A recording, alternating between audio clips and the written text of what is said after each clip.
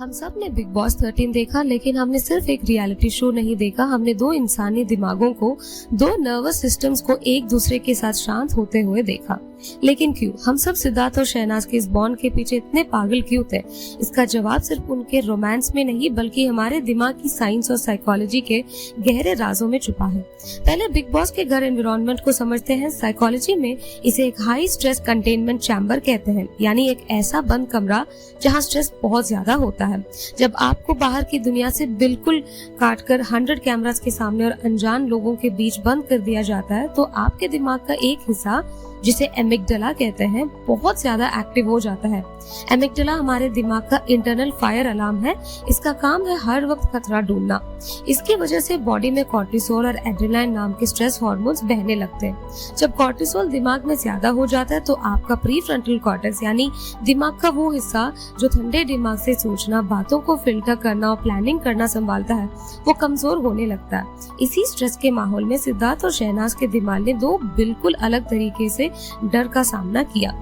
सिद्धार्थ का दिमाग इस स्ट्रेस में फाइट और फ्लाइट मोड में चले गए। उनका डर से बचने का तरीका था हर वक्त चौंकाना रहना, अपने आसपास के एक दीवार खड़ी करना और हर सिचुएशन पर अपना कंट्रोल बनाना। उन्होंने अपने आपस एक ऐसा किला बना लिया जहां कोई अंदर ना आ सके। उनके लिए हर इंसान एक खतरा था। लेकिन शहनाज का दिमाग बिल्कुल अलग तरीके से काम कर रहा था।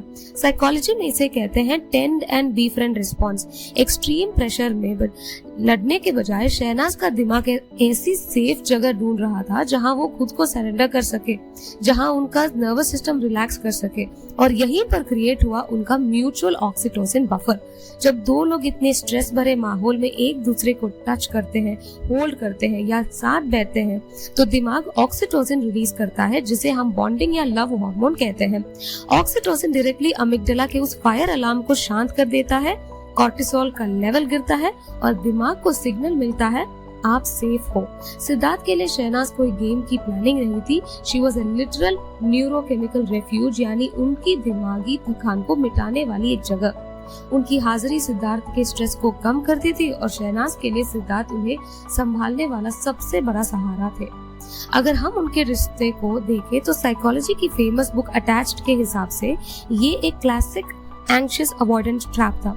शहनाज का स्टाइल था एंग्शियस प्री ऑक्यूपाइड। ऐसे लोगों को अकेले छोड़ दे जाने का बहुत गहरा डर होता है।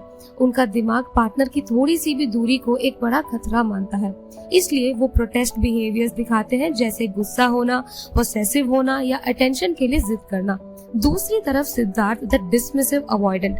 ऐसे लोग जब इमोशनल प्रेशर फील करते हैं तो वो पीछे हटते हैं, अपना एक बैरियर बना लेते हैं ताकि कोई उन्हें हर्ट ना कर सके। जब एक एंग्शियस और एक अवॉइडेंट इंसान मिलते हैं तो एक ना खत्म होने वाला चक्रव्यूह बन जाता है। शहनाज क्लोजनेस मांगती थी, सिद्धार्थ पीछे हटते थे। सिद्धार्थ का पीछे हटना शहनाज के डर को बढ़ा देता था और वो और इंटेंस हो जाती थी। लेकिन जब ये दो अलग फोर्सेस सारे गुस्से के बाद एक दूसरे को गले लगाते थे, तो जो इमोशनल रिलीफ उन्हें मिलता था, वो स्क्रीन के इस पार बैठे हमारे दिमाग को भी वही सुकून देता था। लेकिन ये तो उनके दिमाग की बात हुई। हमारे दिमाग में क्या हो रहा था जब हम उन्हें टीवी पर देख रहे थे? साइंस कहता है हमारे दिमाग में मिरर न्यूरॉन्स होते हैं। ये वो स्पेशल ब्रेन सेल्स हैं जो तब भी एक्टिवेट होता है जब हम किसी और को कुछ फील करते हुए देखते हैं। जब आप स्क्रीन पर सिद्धार्थ को शहनाज के बाल सहलाते हुए देखते थे या शहनाज को उनके कंधे पर सर रखते हुए देखते थे, तो आपके अपने मिरर न्यूरॉन्स आपके दिमाग में ऑक्सीटोसिन रिलीज कर रहे थे। आप स्क्रीन के जरिए उनकी फीलिंग को खुद महसूस कर रहे थे। इसके साथ काम कर रहा था इंटरमिटेंट रीइंफोर्समेंट। एडिक्शन साइकोलॉजी में इसे दिमाग को आदत लगाने वाला सबसे बड़ा कारण माना गया है। इसका मतलब है ऐसे इनाम जो कब मिलेगा कुछ पता ना हो। अगर सिद्धार्थ हर दिन बिना किसी फाइट के सिर्फ स्माइल करते तो आपका दिमाग बोर हो जाता, लेकिन उनका रिश्ता अनप्रेडिक्टेबल था। कभी गहरा प्यार तो कभी बड़ा झगड़ा। इस सस्पेंस की वजह से आपका दिमाग डोपामाइन नाम के केमिकल के चक्कर में फंस गया था।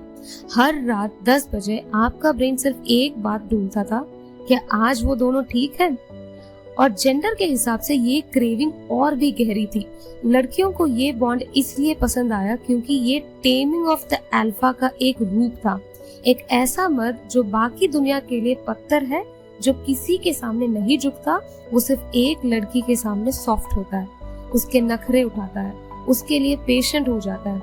इसने लड़कियों को ये फीलिंग दी कि उनका बचपना और उनका बचकाना प्यार भी कोई दिल से एक्सेप्ट कर सकता है। लड़कों को ये बॉन्ड इसलिए पसंद आया क्योंकि इसमें एक सच्ची लॉयल्टी थी। एक ऐसी दुनिया में जहां हर कोई अपना फायदा सोच रहा है, सिद्धार्थ के पास एक ऐसी लड़की थी जो गेम से ज्यादा उन्हें चुनती थी।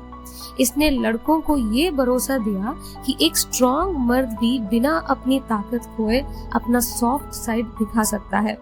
तो क्या सिडनास का रिश्ता परफेक्ट था? मेडिकल साइंस के हिसाब से ऐसी जगह पर बनी क्लोजनेस में बहुत ज्यादा एक दूसरे पर डिपेंडेंसी होती है, लेकिन वो ग्रेट इसलिए नहीं था कि वो परफेक्ट था, वो ग्रेट इसलिए था क्योंकि वो अनस्क्रिप्टेड था, यानी बिल्कुल असली था। आज के दिखावे वाले दुनिया में जहां लोग अपने इमोशंस को हजार फिल्टर्स के पीछे छुपाते हैं, सिद्धार्थ और शहनाज ने हमें हमारे अंदर का सच्चा इंसान वापस दिखाया, जो गलती करता है, जो झगड़ता है, जो पोसेसिव होता है, लेकिन बहुत सच्चा प्यार करता है। And that is why show खत्म होने के इतने सालों बाद भी हमारा दिमाग और हमारा दिल ने उन्हें भूल नहीं पाया। अगर आपको सिडनास के ये साइंटिफिक और साइकोलॉजिकल डीप डाइव पसंद आया तो उस वीडियो को लाइक जरूर करें और अपने उन दोस्तों के साथ शेयर करें जो सिडनास से आज भी उतना ही प्यार करते हैं।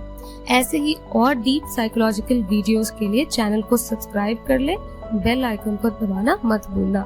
आपका सिडनास को लेकर सबसे फेवरेट मोमेंट कौन सा था, नीचे कमेंट्स में जरूर बताइए।